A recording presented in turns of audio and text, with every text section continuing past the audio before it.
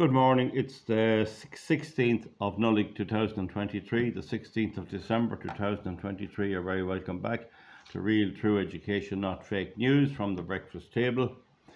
So I'm going to post a link to what I believe to be a fairly good video on why are people fleeing Europe's richest country. Why are people fleeing Europe's richest country?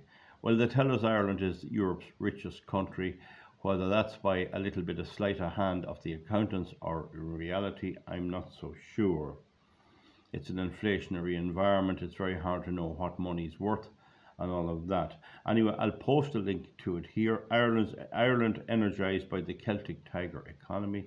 We know we had the Celtic Tiger economy where education and proper planning was tried a bit, and it led to the Celtic Tiger, and we know it was brought tumbling down, and it destroyed some of its architects such as Sean Quinn and a good number of others, even in my locality, and brought them down to earth fairly quick, and not necessarily for the better, it must be said.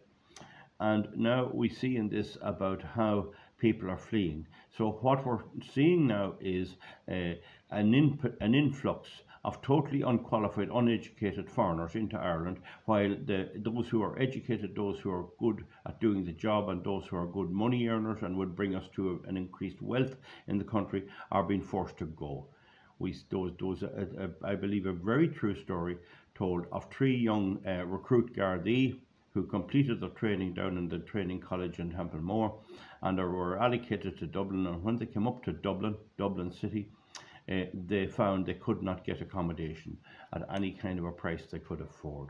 And that's indicative of anyone looking for accommodation or anyone looking to be a student in Dublin. And all of this disruption is taking place. Meanwhile, our government is propping up RTE out in Montrose. Hopefully, nearly better they continue to do it till we get a new government and horse them out of there and build student accommodation and other accommodation in that site. And as well as that, people can't get accommodation, and the whole incentive for landlords to rent is gone. And we have a situation now where it's been lauded, or it's been promoted as the ideal thing to rent. So we never own our own homes. And then we have the vulture funds moving in, realizing that people have to get a roof over their heads and buying up properties that's for sale to rent back to them. This is a nightmare scenario to my point of view. This is a nightmare scenario.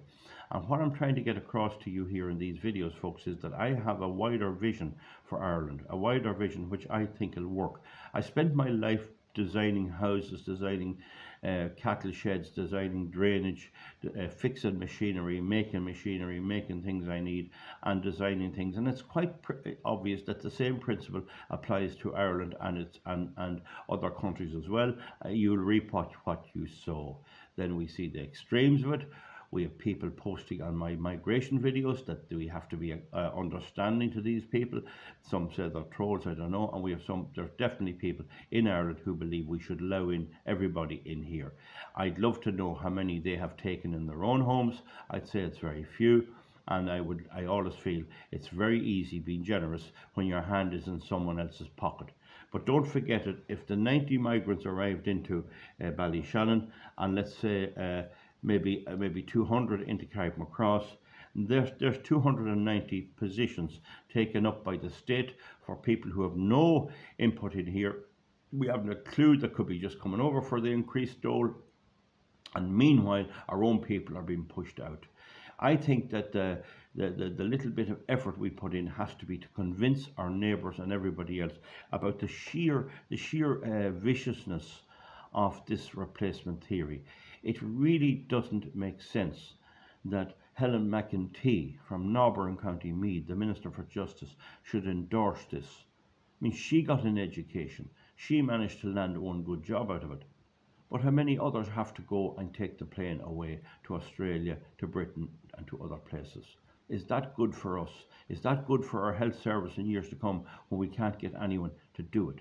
We see they can't get people to be policemen in their woke state.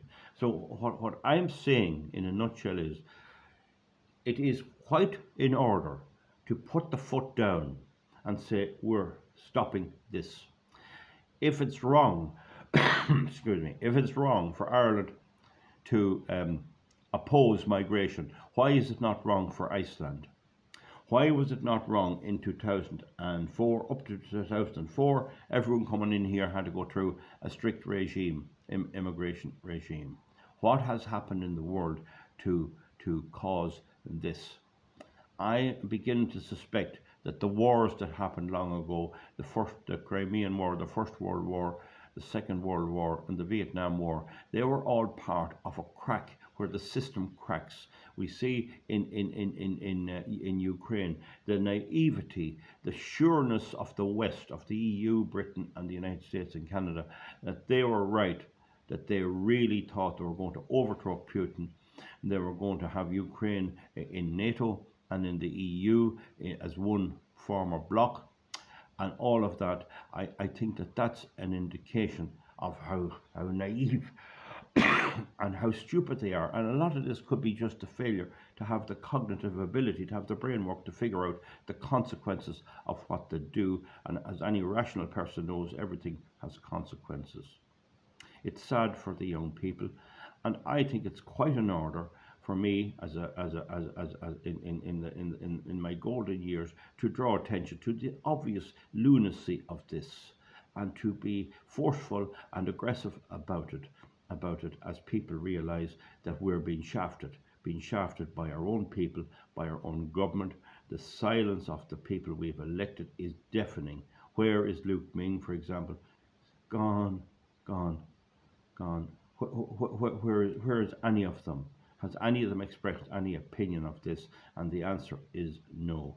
The answer is no. So the thing is to harness whatever feeling there is out there, that Irish people got to realise it's our country. The Republic of Ireland is our country. Northern Ireland would have very much the same ideas as us on all of this. They crave a united Ireland, yet they bring in policies which would turn off any unionist, or indeed any nationalist, from joining us here. How we got into this, I don't know. It's just spoiledness. I think it's just that they're spoiled. And it's more or less the same in America.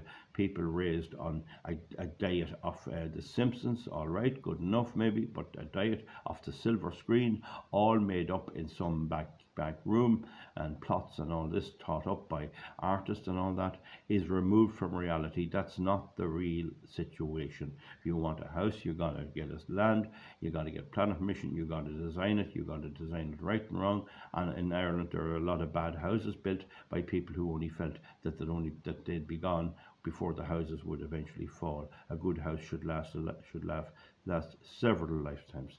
And of course, there's the non-compliance with the European Union law on the strategic infrastructure and the strategic planning and environmental assessment process and all of that.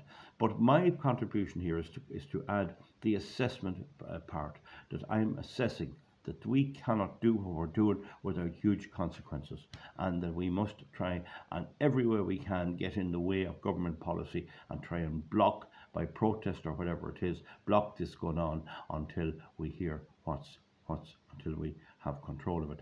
And I would ask the people who have the other view, they say, no, are they who have the other view, who believe we should have unlimited migration into this country, and that is about 40% of the people. There's no doubt there are them there, but we need to confront them and ask them just how many they want, where they're going to put them, and who has to get out of the way for them.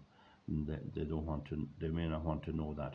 This is all common sense to me, but you won't hear it on the media, you won't hear it anywhere. There are other outlets.